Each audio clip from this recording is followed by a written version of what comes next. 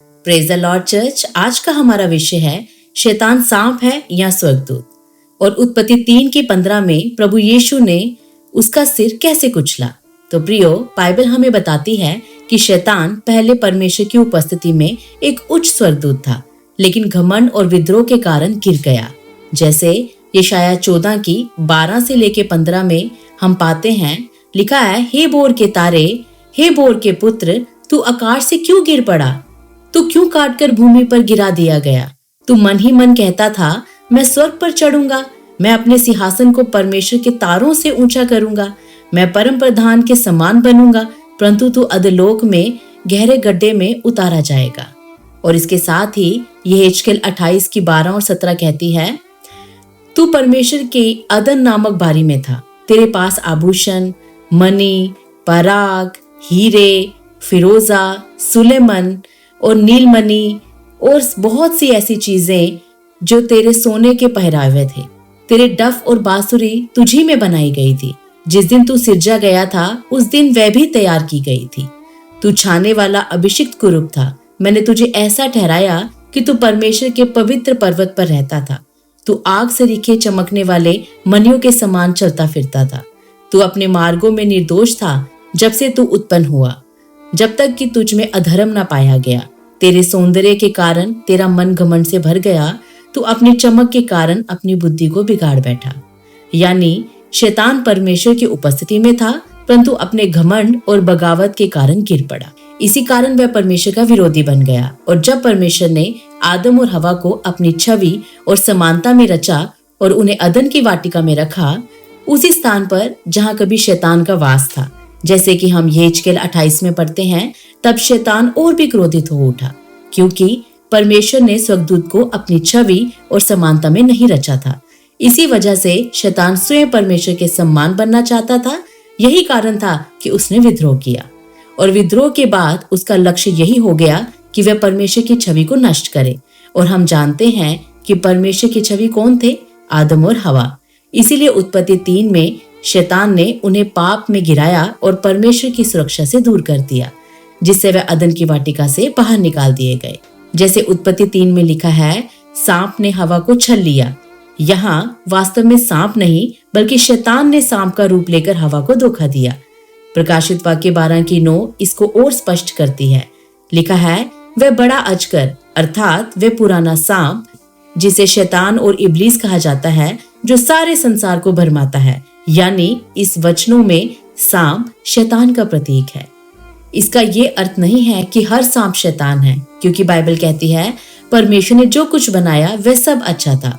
इसका रेफरेंस हमें उत्पत्ति 1:31 में मिलता है। अब कुछ लोग ये कह सकते हैं कि अगर परमेश्वर ने जो कुछ बनाया वह सब अच्छा था, तो फिर लेवी व्यवस्था में परमेश्वर ने बहुत से जानवरों को शुद्ध और अशुद्ध क्यों कहा? इसका उत्तर ये है कि लेवी व्यवस्था में जो शुद्ध और अशुद्ध जानवर बताए गए हैं, उसका कारण केवल शारीरिक पोषण या स्वास्थ्य सुरक्षा नहीं था, बल्कि गहरा आध्यात्मिक और धार्मिक दृष्टिकोण था। इन नियमों का उद्देश्य था कि इजरायली लोग अन्य जातियों से अलग जीवन जिएं और अपनी जीवन शैली में पवित्रता और समर्पण को प्रकट करें। ये बात समझना जरूरी है कि अशुद्ध का मतलब ये नहीं था कि वे जानवर अपने आप में बुरे या शैतानी थे, बल्कि उस समय की अन्य जातियों की संस्कृतियों में इन जानवरों को मूर्ति पूजा और बलिदान में प्रयोग किया जाता था। उदाहरण के लिए सूअर को कई अन्य जातियां अपने देवताओं को चढ़ाती थी। यशाया 65:4 में और 66:17 में इसका उल्लेख है। और ऊंट या उटनी जैसी प्रजातियों का उपयोग भी कभी कभी धार्मिक अनुष्ठानों में किया जाता था। इसलिए परमेश्वर ने अपने लोगों को ऐसे अभ्यासों से दूर रखने के लिए उन्हें खाना मना किया। दूसरा, यहूदियों की संस्कृति और धार्मिक सोच भी इस विषय पर बहुत गहरी थी। उनके लिए भोजन केवल पेट भरने की वस्तु नहीं थी, बल्कि ये पवित्रता और पहचान का प्रतीक था। शुद्ध और अशुद्ध का भेद उनके जीवन को अलग करता था और उन्हें लगातार याद दिलाता था कि वह परमेश्वर के चुने हुए लोग हैं। भोजन के नियम इजरायलियों की समुदायिक और धार्मिक पहचान का हिस्सा बन गए थे, जिससे वे अन्य जातियों के बीच अपनी पवित्रता बनाए रखते थे। तो आइए अब सबसे महत्वपूर्ण सवाल का उत्तर देते हैं कि प्रभु यीशु ने शैतान का सिर कैसे कुचला। उत्पत्ति 3:15 में परमेश्वर ने आदम और हवा के पाप के समय भविष्यवाणी की तेरे और स्त्री के संतान के बीच बैर होगा, वह तेरे सिर को कुचलेगा और तू उसकी एड़ी पर डसेगा। ये भविष्यवाणी प्रभु यीशु मसीह पर पूरी हुई। जैसे किसी सांप के डसने से मनुष्य पीड़ा सहता है और फिर मृत्यु तक पहुंच जाता है, उसी तरह क्रूस पर शैतान ने प्रभु यीशु को पीड़ा दी, उसे मृत्यु तक पहुंचाया। यही एड़ी पर डसना है। पर सोचिए, अगर वही डसा हुआ मनुष्य मरने के बाद फिर जी उठे तो वह क्या करेगा? निश्चय ही वह उस सांप का सिर कुचलेगा, उसे हमेशा के लिए समाप्त कर देगा। उसी तरह प्रभु यीशु ने शैतान का सिर कुचलकर उसकी शक्ति को पूरी तरह तोड़ दिया। जैसे जब किसी सांप का सिर कुचल दिया जाता है तो वह ना डस सकता है और ना ही अपने शरीर को लपेटकर किसी इंसान को धीरे धीरे घोट सकता है।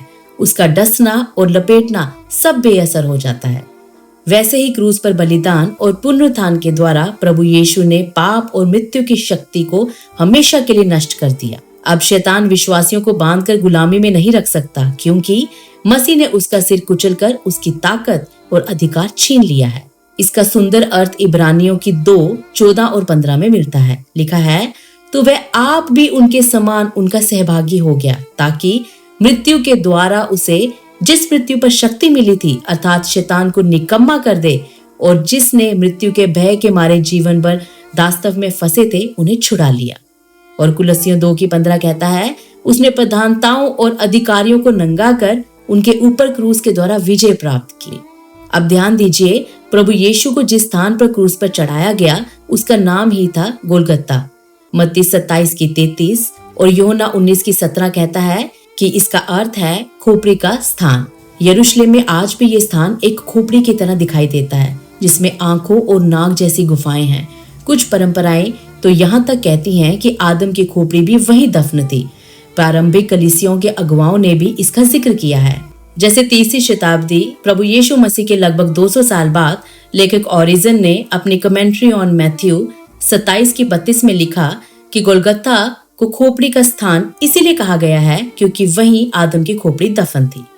और 4वीं शताब्दी यानी प्रभु यीशु मसीह के लगभग 300 साल बाद में एपिफेनियस ऑफ सलामिस ने लिखा कि क्रूस से लटकता हुआ मसीह का लहू आदम की हड्डियों पर गिरा। और मध्यकालीन चित्रों या कलाकृतियों में अक्सर आप यीशु मसीह के क्रूस के नीचे एक खोपड़ी देख सकते हैं, जो आदम, पाप, शैतान और मृत्यु का प्रतीक है। इसलिए आदम की खोपड़ी मानवता के पाप का निशान थी, लेकिन प्रभु यीशु मसीह का लहू उस खोपड़ी पर गिरा, तब पाप की शक्ति टूट गई। पहले आदम ने मृत्यु दी, परंतु अंतिम आदम ने अपने लहू से जीवन दिया। जैसे पहले आदम के द्वारा पाप संसार में आया, वैसे ही दूसरे आदम प्रभु यीशु मसीह के द्वारा जीवन और धार्मिकता आई, जिसका रेफरेंस हमें 1 कुरिन्थियों 15:45 में मिलता है। तो प्रियो, यही कारण है कि अब हमें डरने की जरूरत नहीं है। प्रभु यीशु ने शैतान की शक्ति को तोड़ दिया है। अब जो मसीह में विश्वास करते हैं वे पाप और मृत्यु के भय से मुक्त हैं। जैसे कि रोमियो 16:20 कहती है, शांति का परमेश्वर शीघ्र ही शैतान को तुम्हारे पैरों तले कुचल देगा। हमारे प्रभु यीशु का अनुग्रह तुम्हारे साथ रहे। आगे हम देखेंगे कुछ शुरुआती मसीही परंपराओं और थियोलॉजियंस ने यह भी कहा है कि गोलगत्था वही जगह है जहां अब्राहम अपने पुत्र इसहाक को बलि करने के लिए ले गया था।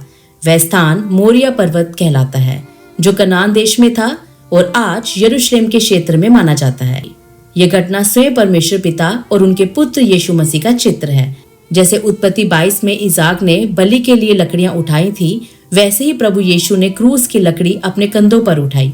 और जैसे अब्राहम को उस पर्वत तक पहुंचने में 3 दिन लग गए थे, उसी क्षण से अब्राहम के लिए इसहाक मानो मर ही चुका था।